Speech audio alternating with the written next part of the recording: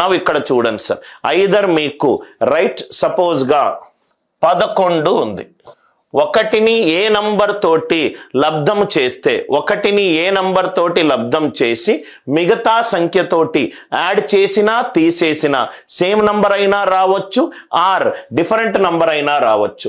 1 into 1 1 ఈ concept ఇక్కడ పైన రాస్తున్నాను సార్. ఏబి అని అంటే B into K plus R minus A. నాకు 0 అయినా రావాలి, ఆర్ ఏబి అయినా రావాలి. 0 అయినా రావాలి, ఆర్ ఏబి అయినా రావాలి. A B into B A, it is B into K1 plus R minus A. 0 అయినా రావాలి, బి అయినా రావాలి. అంటే ఇక్కడ క్వశ్చన్ కాన్సెప్ట్ చూస్తే 1 into 1 -1 0, అంటే ఇది 1 అవుతే ఇది ఏబి కనుక అవుతే దీని డివిజిబిలిటీ రూల్ ఏంటి సార్? బి మైనస్ ఏ. బి మైనస్ ఏ, బి మైనస్ ఏ ఎందుకు వచ్చింది? బి ఇంటూ 1 మైనస్ ఏ, బి ఇంటూ 1 మైనస్ ఏ ఎందుకు వచ్చింది? 1 into 1 -1. నాకు 0 అయినా రావాలి, లేకపోతే ఆ నంబర్ అయినా రావాలి. సపోజ్గా నెక్స్ట్ ప్రైమ్ నంబర్ 13. 3ని ఏ సహజ సంఖ్యతోటి మనము లబ్ధం చేసి మిగతా నంబర్ని కూడండి లేకుంటే సబ్ట్రాక్ట్ చేయండి. 3 4 12, 12 ప్లస్ 1 ఎంత? 13. అంటే 13 యొక్క భాజనీయత సూత్రం ఏంటి సార్? బిని 4 తోటి చేస్తున్నాను. ఇది 4b ప్లస్ ఏ. అందరూ ఉన్నారు కదా సార్? బిని 4b plus A. I hope the idea it is clear. 13 తరువాత రైట్ 17. ఐదర్ మనకు ప్లస్ చెయ్యొచ్చు లేకపోతే మైనస్ చెయ్యొచ్చు. నంబర్ అయినా రావచ్చు, దాని మల్టిపుల్ అయినా రావచ్చు. ఏబి అయినా రావచ్చు, ఆర్ ఏబి యొక్క మల్టిపుల్ అయినా రావచ్చు. నవ్వు ఇక్కడ చూడండి సార్, ఒక 5-6 నంబర్లు వేస్తే మీరే ప్రధాన సంఖ్య భాజనీయత సూత్రం మీరే కనుక్కుంటారు. 17, 7 1 7, 7 ప్లస్ 1 8, 8 కాదు, 7 2 14, 14 ప్లస్ 1 17 రావట్లేదు.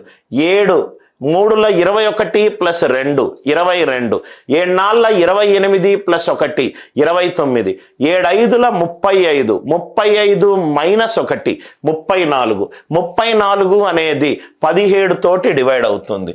అంటే 17 యొక్క భాజనీయత సూత్రం ఏంటి సార్? 5b మైనస్ ఏ. 5b మైనస్ ఏ. ఎందుకు సార్ 5b మైనస్ ఏ వచ్చింది? 5 7 35, 35 నుంచి 1 తీసేస్తే 34. 34 అనేది 17 తోటి డివైడ్ అవుతుంది. 17 తోటి డివైడ్ అవుతుంది.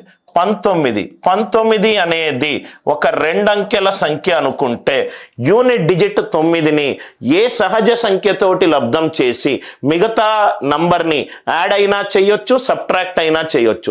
0 అయినా రావచ్చు, నంబర్ అయినా కావచ్చు, నంబర్ యొక్క మల్టిపుల్ అయినా కావచ్చు. 9 1 9, 9 ప్లస్ 1 ఎంత? 10 రైట్ కాదు. 9 2 18, 18 ప్లస్ 1 ఎంత? 19. 19 యొక్క రైట్ భాజనీయత సూత్రం ఏంటి సార్? 2b ప్లస్ ఏ. 19 యొక్క భాజనీయత సూత్రం ఏంటి? 2b ప్లస్ ఏ. 19 తరువాత వచ్చే ప్రధాన సంఖ్య 21 అనేది ప్రధాన సంఖ్య కాదు, 23. 23 నేను ఏబి రాసుకుంటే, ఏబి అనే 2 అంకెల సంఖ్యగా రాసుకుంటే 3ని ఏ సహజ సంఖ్యతోటి లబ్ధం చేసి మిగతాది యాడ్ చేసినా సబ్ట్రాక్ట్ చేసినా నాకు సేమ్ నంబర్ రావచ్చు, 0 రావచ్చు, ఆర్ దాని యొక్క మల్టిపుల్. 3 7 21, 21 ప్లస్ 2 23. 23 యొక్క భాజనీయత సూత్రం ఏంటి? యూనిట్ డిజిట్ ని తీసుకోండి, 7 తోటి లబ్ధం చెయ్యండి, మిగతా సంఖ్యను యాడ్ చేయండి. అలా అలా అలా అలా 2 డిజిట్కి వచ్చేటట్టు చెయ్యండి. ఇంకా మీకు చాలా ఈజీ అయిపోతుంది సార్. 29 చెప్పండి సార్. 29 యొక్క భాజనీయత సూత్రం ఏంటి? 9 3 27, 27 ప్లస్ 2 ఎంత? 29. 29 యొక్క భాజనీయత సూత్రం ఏంటి? 3b ప్లస్ ఏ. అందరికీ లాజిక్ అందరికీ అర్థమైంది కదా సార్? అలానే ఇంకొన్ని నంబర్లు వేసుకుంటూ వెళ్దాం. ఇంకొన్ని నెంబర్లు, ఇవన్నీ చెప్పకుండా కొన్ని సెలెక్టెడ్ నంబర్ చెప్తేనే మనకు కష్టము. 31 ఇది ప్రైమ్ నంబర్. ఇది ప్రైమ్ నంబర్, ఇది దాని యొక్క భాజనీయత సూత్రము.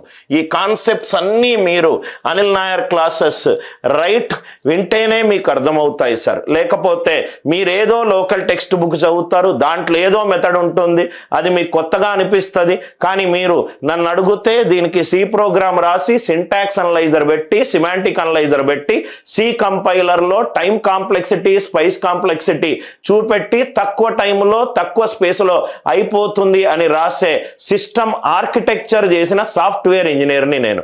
రైట్ 31 1 3s are 3 3 - 3 అంటే ఇది ఏబి కనుక అవుతే దీని ఆన్సర్ ఎంత సార్? 3b - a. 0 అయినా కావచ్చు, లేకపోతే ఏబి అయినా కావచ్చు, లేకపోతే దాని లబ్ధం అయినా కావచ్చు. దాని తర్వాత 37 చెప్పండి సార్. 37 యొక్క భాజనీయత సూత్రం. కొన్ని నంబర్లు తీసుకొని చూడండి. 7 2 14 + 3 17, 7 5 35 కాదు, 7 11 77, 77 నుంచి 3 గనక తీసేస్తే 74, 74 అంటే ఇది. సో అంటే దీని భాజనీయత సూత్రం ఏంటి? 11b - a. ఇది 41 అవుతే 1 × 4 - 4. దీని యొక్క భాజనీయత సూత్రం ఏంటి? 4b - a. దీని యొక్క భాజనీయత సూత్రం ఏంటి? 4b - a. 43 అలా మీరు చేసుకుంటూ వెళ్ళొచ్చు సార్. కాన్సెప్ట్ మీకు అర్థమవుతే చాలు సార్. 43 అనేది ప్రధాన సంఖ్య.